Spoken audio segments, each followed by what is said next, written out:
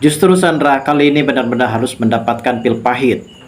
Akhirnya, pihak kepolisian pun menetapkan Sandra sebagai tersangka karena ia berusaha mencoba untuk melarikan diri dan ia berusaha mencoba untuk kabur dan tidak mau bertanggung jawab.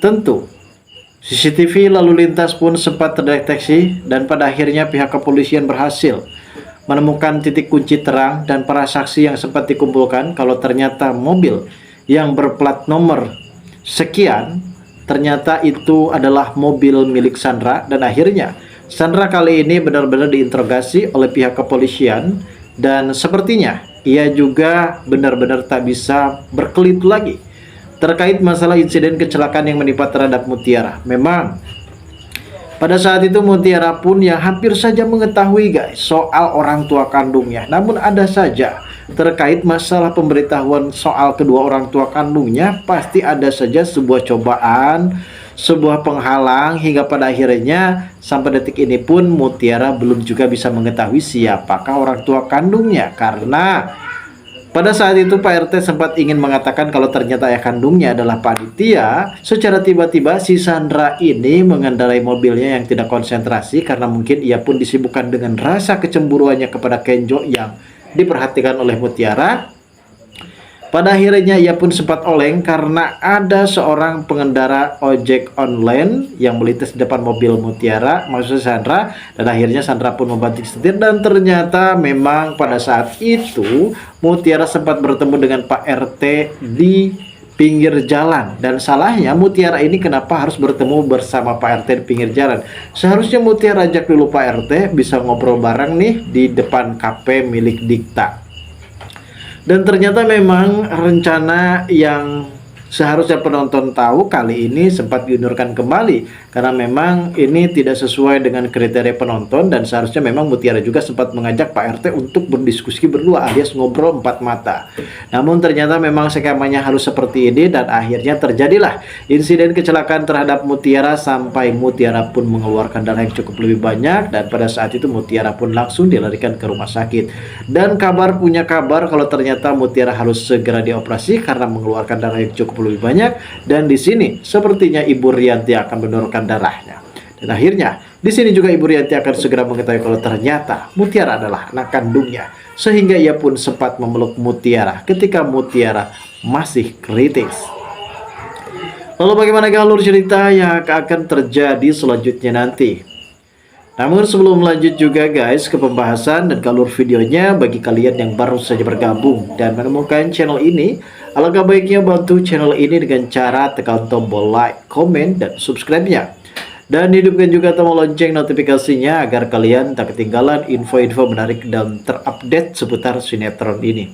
Dan namun sebelumnya juga mari kita mendoakan kepada seluruh kru dan pemain agar sehat selalu serta doakan sinetron ini kedepannya semakin menarik lagi agar supaya bisa bertahan di rating yang paling teratas.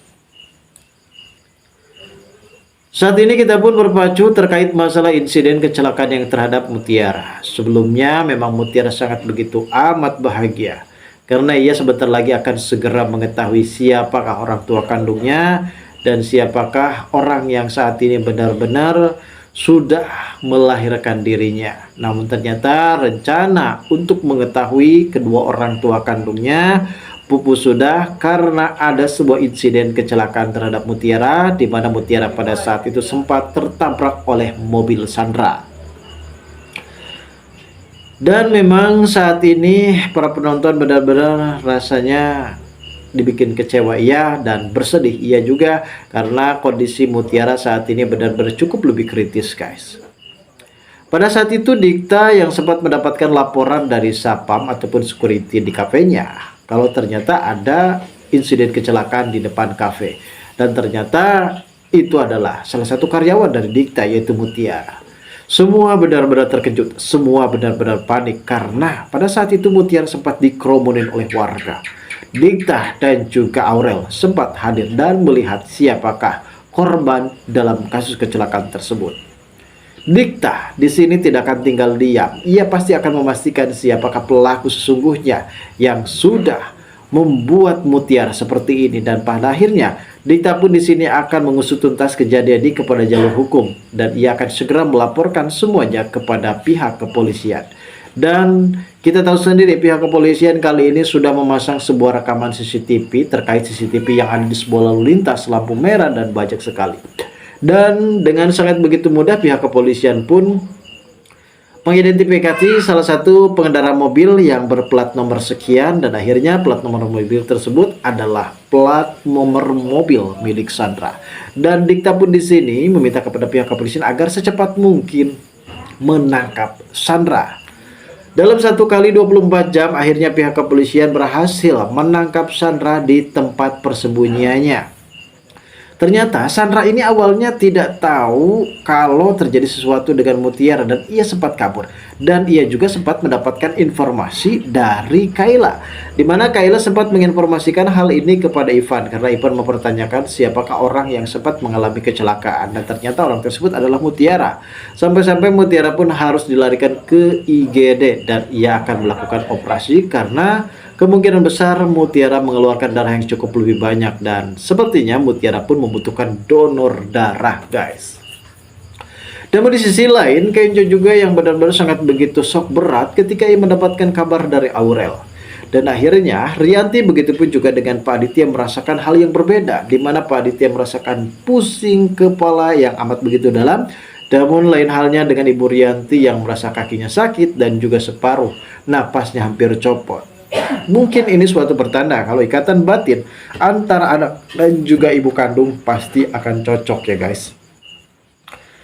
Dan seperti kita tahu dengan kondisi Mutiara yang saat ini hampir saja is dead, namun untungnya Rianti yang awalnya enggan dan selalu menolak untuk mendonorkan darahnya karena ia tidak pernah sudi untuk mendonorkan darahnya kepada Mutiara. Sebelumnya ia mendapatkan informasi yang sesungguhnya dari Pak RT dan ia sempat menemui Pak RT pada saat itu yang hampir saja meninggal. Namun sebelum ia meninggal ia sempat mengatakan kepada Ibu Rianti, guys.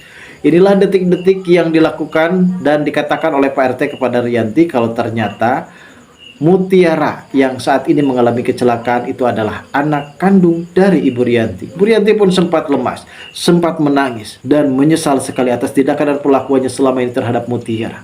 Ia sempat menyiksa dan ia sempat mencaci kepada Mutiara, ternyata adalah anak kandungnya sendiri. Ia dengan sangat begitu bersikeras dan akhirnya ia pun mau mendonorkan darahnya. Sampai-sampai ia pun lemas dan rela mati demi bisa mendapatkan maaf dari Mutiara. Dan akhirnya dalam 1 hari 24 jam akhirnya Mutiara pun kembali siuman dan akhirnya di sini Rianti pun memeluk Mutiara dan ia mengungkapkan kalau selama ini ia benar-benar melakukan kesalahan yang sangat begitu besar terhadap anak kandungnya, dan ia juga sempat mengatakan kalau ia benar-benar berdosa terhadap anaknya sendiri.